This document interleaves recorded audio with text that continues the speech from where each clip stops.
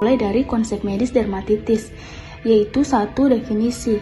Dermatitis merupakan reaksi inflamasi pada kulit yang disebabkan oleh kontak dengan faktor eksogen dan endogen. Faktor intrinsik dan intrinsik berupa iritan atau kimia, fisik, dan biologis berperan penting pada penyakit ini. Dermatitis adalah penyakit kulit yang ditandai dengan peradangan pada kulit yang menunjukkan ciri-ciri seperti gatal, kemerahan, bersisik, dan melepuh. Dermatitis dapat dibagi menjadi 3 jenis menurut Fatona, yaitu 1. Dermatitis kontak alergi, 2. Dermatitis kontak iritan, dan dermatitis atopik. Dermatitis ialah kelainan kulit yang subjektif ditandai oleh rasa gatal. Secara klinis terdiri atas ruam polipor yang umumnya terbatas tidak tegas. Gambaran klinisnya sesuai dengan stadium penyakitnya. Kadang-kadang terjadi tumpangan tindih penggunaan istilah eksim dan dermatitis.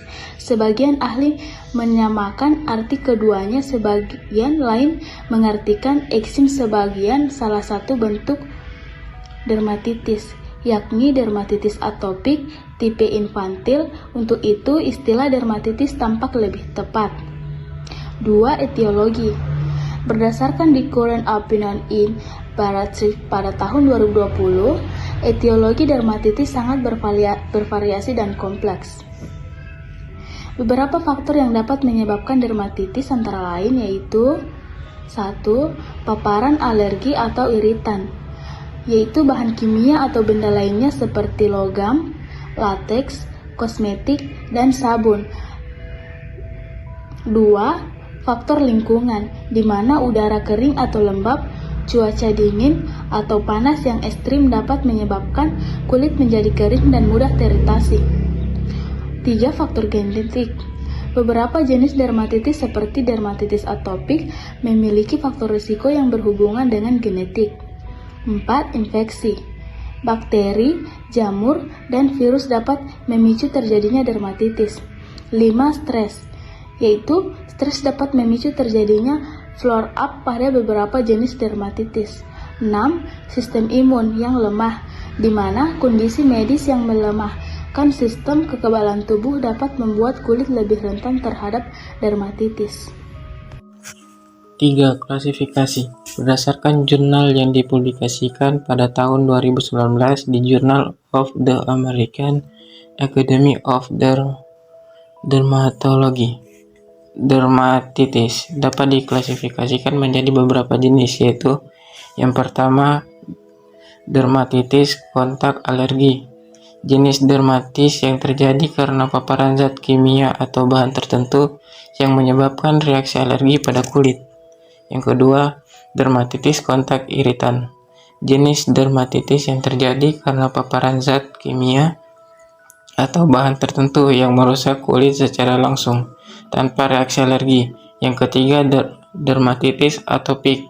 Jenis dermatitis kronis yang disebabkan oleh faktor genetik, di mana kulit cenderung menjadi kering, gatal, dan rentan terhadap infeksi.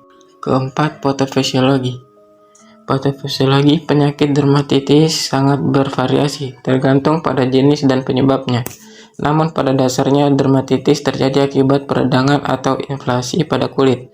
Beberapa jenis dermatitis seperti dermatitis atopik memiliki patofisiologi yang lebih kompleks, seperti yang dijelaskan dalam jurnal yang diterbitkan di Current Opinion in Pediatrics pada tahun 2020.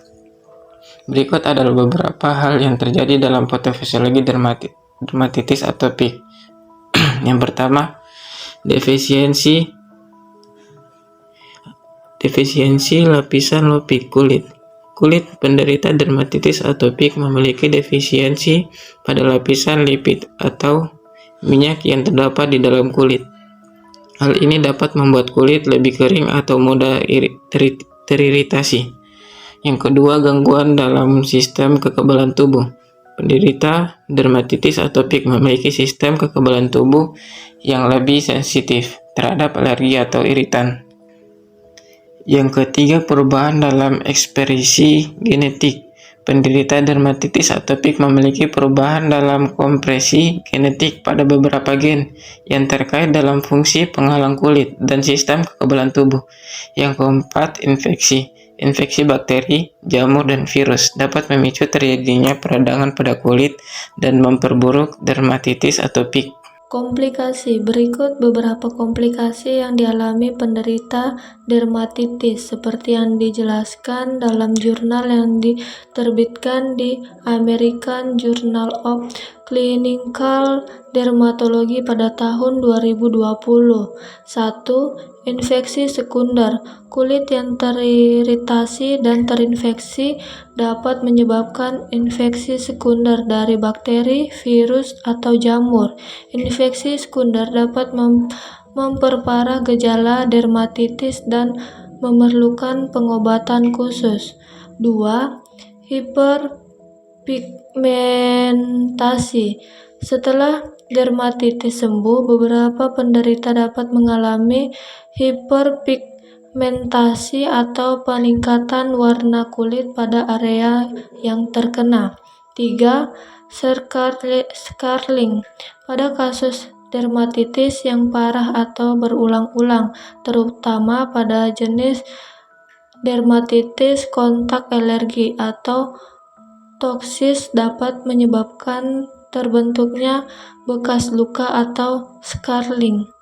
4. Gangguan psikologis. Dermatitis yang paling dapat mengaruhi kualitas hidup penderita, termasuk menimbulkan stres, depresi, atau kecemasan.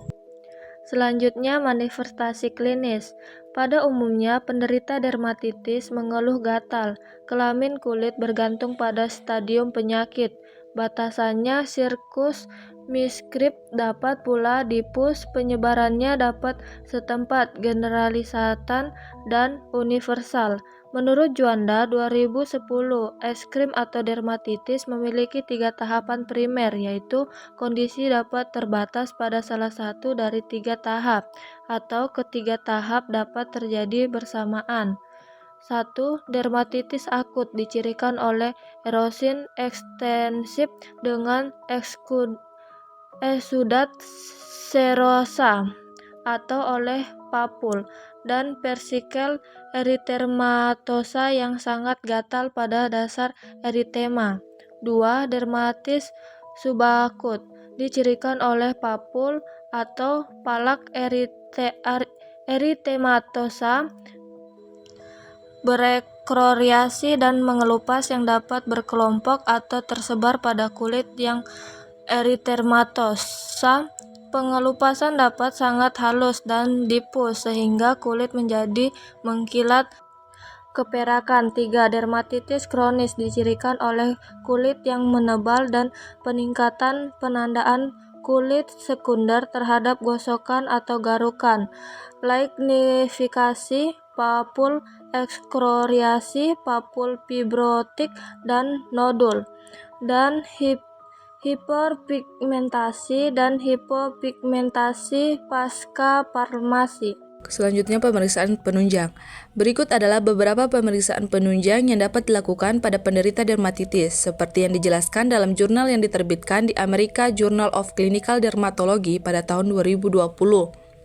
Yang pertama, pemeriksaan kulit. Pemeriksaan kulit untuk melihat tanda-tanda dermatitis seperti kemerahan, bercak, lepuhan, atau keringat berlebihan. Pemeriksaan kulit juga dapat membantu dokter menilai tingkat keparahan dermatitis. 2. Tes alergi. Tes alergi dapat dilakukan dengan metode skin prick test, PET test, atau tes darah. 3. Kultur bakteri. Jika terdapat tanda-tanda infeksi pada kulit yang terkena dermatitis, dokter dapat melakukan kultur bakteri untuk menentukan jenis bakteri penyebab infeksi. Hasil kultur bakteri dapat membantu dokter memilih antibiotik yang tepat untuk mengobati infeksi. Keempat, biopsi kulit. Jika dokter membutuhkan informasi lebih lanjut tentang jenis dermatitis yang dialami penderita, dokter dapat melakukan biopsi kulit. Biopsi kulit adalah prosedur mengambil sampel jaringan kulit yang kemudian diperiksa di laboratorium. Selanjutnya, penata laksanaan. Penata laksanaan dermatitis bergantung pada jenis dan tingkat keparahan penyakit. Berikut adalah pendekatan umum dalam penanganan dermatitis, termasuk dalam jurnal yang diterbitkan di American Journal of Clinical Dermatology pada tahun 2020. 1. Perawatan kulit yang tepat. Menjaga kebersihan kulit dengan mandi menggunakan air hangat, bukan air panas, dan pembersih ringan. Menghindari penggunaan produk yang mengandung pewangi atau bahan kimia keras yang dapat memperburuk gejala dermatitis. Kedua, penggunaan pelembab. Menggunakan pelembab yang cocok untuk menghidrasi kulit dan mengurangi kekeringan. Pelembab yang mengandung bahan seperti ceramide dapat membantu memperbaiki fungsi penghalang kulit. 3. Penghindaran pemicu. Mengidentifikasi dan menghindari pemicu yang memicu flare-up dermatitis seperti alergen atau iritan tertentu. Jika terjadi dermatitis kontak alergi, PEG test dapat membantu mengidentifikasi alergen penyebab. Keempat, penggunaan obat topikal. Penggunaan krim kortikosteroid topikal atau krim imunomodulator topikal dapat membantu mengurangi peradangan dan gatal pada dermatitis. Penggunaannya harus sesuai dengan anjuran dokter. Kelima, pengobatan antihistamin. Dalam kasus dermatitis yang disertai gatal yang signifikan, dokter dapat meresepkan antihistamin oral untuk mengurangi gatal dan membantu meningkatkan tidur. Pengobatan infeksi sekunder jika terjadi infeksi bakteri jamur. 6. Virus pada kulit yang terkena dermatitis, dokter dapat meresepkan antibiotik, anti jamur atau antivirus yang sesuai. 7. Perubahan gaya hidup. Menerapkan gaya hidup sehat termasuk menghindari stres berlebihan, menjaga kebersihan kulit, mengonsumsi makanan sehat, dan menghindari paparan lingkungan yang perburuk dermatitis. Berikutnya ialah pathway. Beberapa faktor yang mengakibatkan dermatitis ialah yang pertama, faktor dari luar atau eksogen, yaitu bahan kimia. Yang kedua, faktor mikroorganisme atau bakteri dan jamur. Yang ketiga, fisik, yaitu sinar dan suhu. Yang keempat, faktor dari dalam atau endogen, yaitu dermatitis atopik, yang masuk ke dalam kulit sehingga mengakibatkan hipersensitivitas atau reaksi berlebihan yang tidak diinginkan karena terlalu sensitifnya respon imun yang dihasilkan oleh sistem imun, sehingga mengakibatkan dermatitis. Nah, yang faktor dari luar atau eksogen yang berakibat dari bahan kimia, yaitu terjadi penebalan kulit dan hiperpigmentasi karena proses inflamasi yang berlangsung lama akibat paparan bahan kimia ini dapat merangsang produksi melanin sehingga menyebabkan hiperpigmentasi atau penebalan kulit. Biasanya merupakan respon terhadap gesekan atau iritasi yang berulang sehingga mengakibatkan dermatitis. Dermatitis dapat mempengaruhi darah, otak, dan tulang. Dimulai dari darah, yaitu terjadi vasodilatasi atau yang menyebabkan pelebaran pembuluh darah sehingga aliran darah menjadi meningkat, dan terjadilah eritema, yaitu kemerahan atau keunguan pada kulit.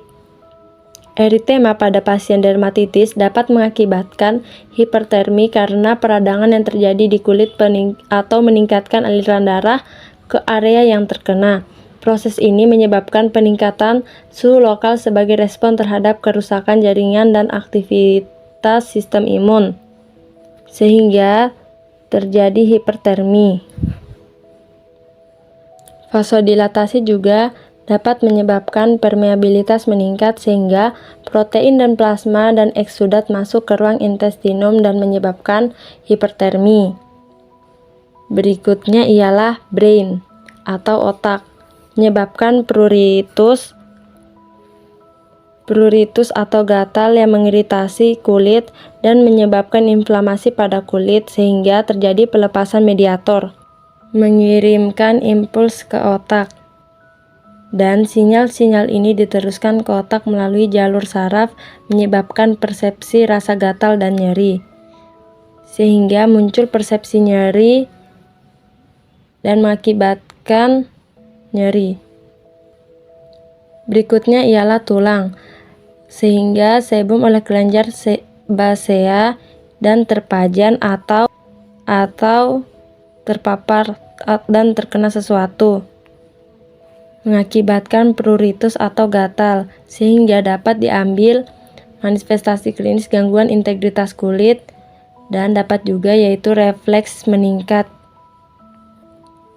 Maksud dari refleks meningkat ini yaitu menimbulkan respon refleks untuk menggaruk yang meningkat atau menjadi terlalu intens sehingga dapat diambil